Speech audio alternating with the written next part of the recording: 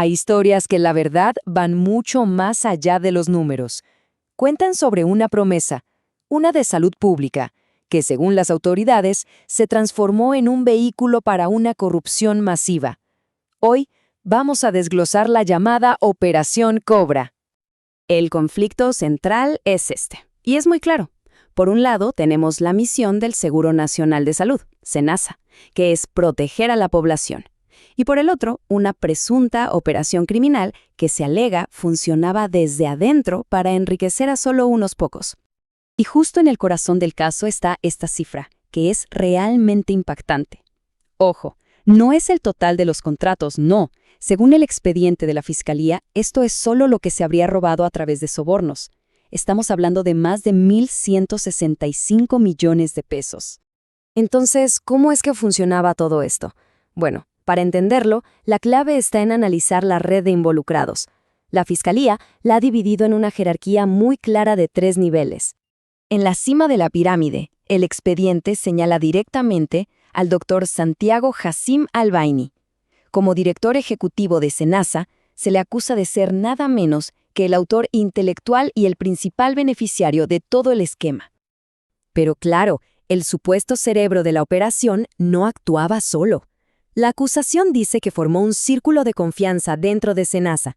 Necesitaba un gerente de salud para aprobar los pagos sin hacer preguntas, un consultor jurídico para darle una capa de legalidad a lo ilegal y, por supuesto, un director financiero para maquillar los libros y asegurarse de que el robo pasara desapercibido.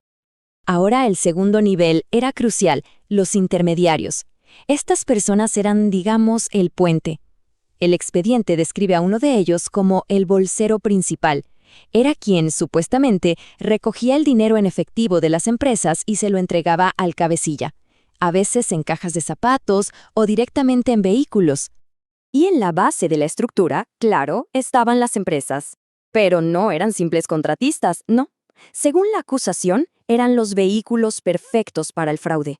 Se usaban para programas de nutrición para ancianos y niños, o para monopolizar servicios, asegurando así un flujo constante de dinero público que se podía desviar. Bien, ahora vamos a la mecánica del fraude. ¿Cómo lograban sacar el dinero? El método, según las autoridades, era simple, repetitivo y brutalmente efectivo. El esquema del 30%.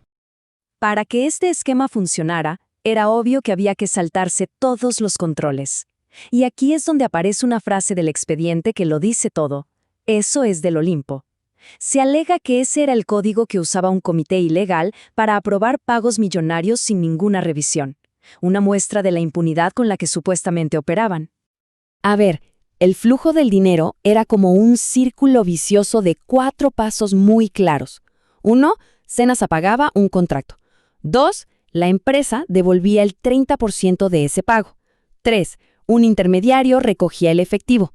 Y 4. El dinero llegaba a la cúpula.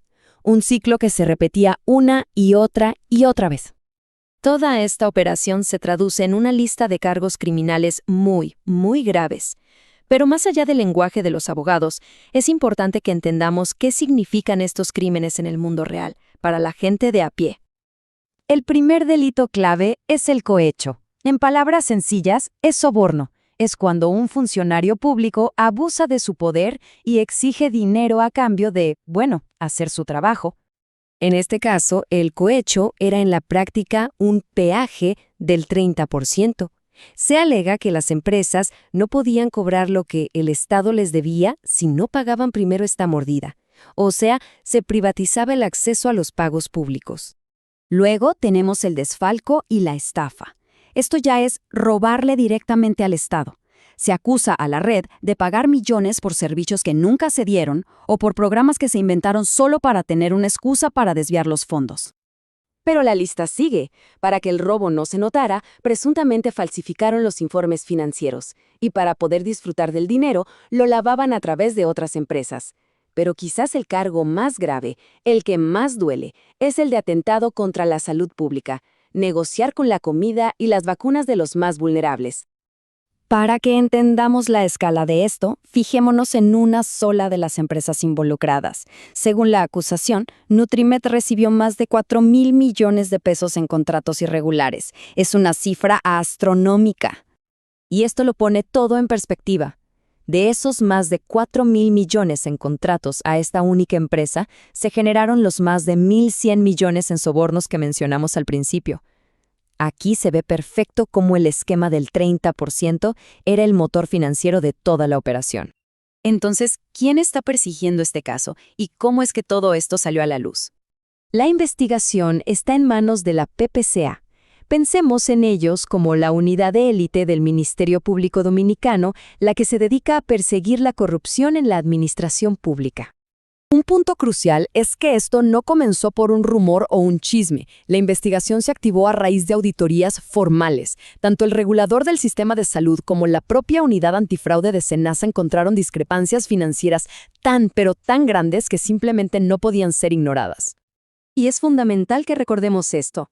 El impacto va mucho más allá de las cifras. La acusación detalla cómo este esquema se tradujo en kits de alimentos incompletos para personas mayores y en el cobro por vacunas que debían ser gratuitas para los niños. Ese es el verdadero y trágico costo de la corrupción. Lo que nos deja con una pregunta final, una pregunta muy seria. Este caso alega que el guardián de la salud pública se convirtió en una amenaza para ella. Si esto se llega a comprobar, la pregunta ya no es solo cómo se recupera el dinero, sino algo mucho más profundo. ¿Cómo se recupera la confianza de la gente en las instituciones que se supone deben protegerla?